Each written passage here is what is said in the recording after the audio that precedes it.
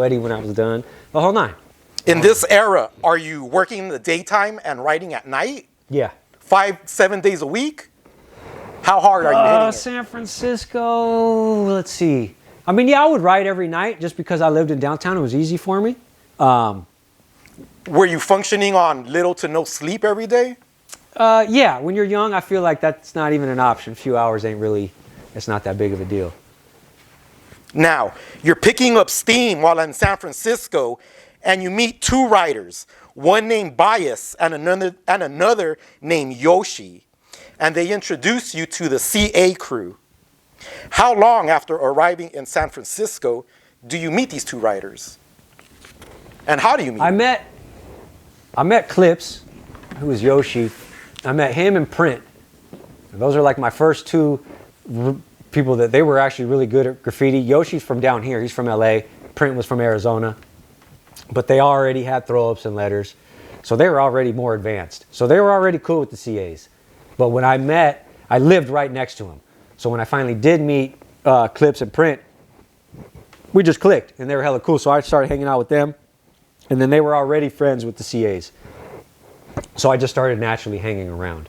And again, back then CA was up in Frisco. Like Craft and Bias had the city on smash. So I had already been like, these fools are tight. Like I had already really kind of wanted to be from that crew. And I didn't even know them. Just from seeing them up everywhere. I was like, oh, I want to fuck with these fools. And then the fact that they were friends with these cats. And then we all started hanging out.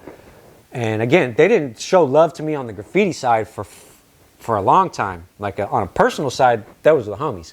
But as far as graffiti, like, nah, we're going to leave stuff out of this one. You know what I'm saying? We'll leave it for the big dogs. And then my homie Craft, who's my brother, is really the one. Like I had a crew with Yoshi and Print. LVR was our first crew that we started.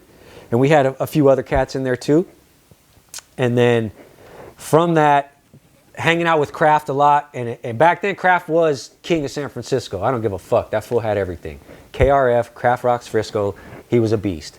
And that's my brother. And we went out one night, and we just hit a lot of dope spots. And he saw that, and he's like, damn fool, you know, you're kind of with it, blah, blah, blah. And he was just like, I'm going to bring it up to the boys. And I was like, don't do it, because I'm going to start hitting it up.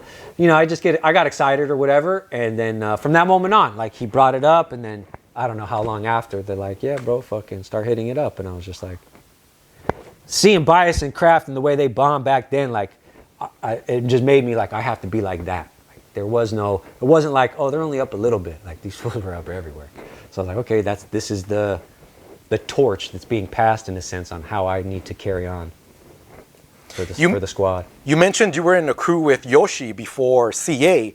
What happens to LVR? Nothing happened. Really, I kept pushing it. After Frisco, I moved to Portland. I lived in Portland. I pushed LVR. Even when I moved to LA, I still pushed LVR in the beginning.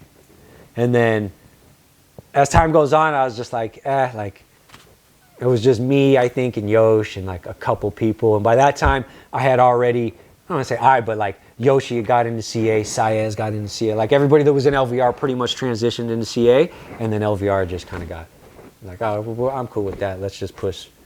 What did LVR stand for? Life's Vicious Reality.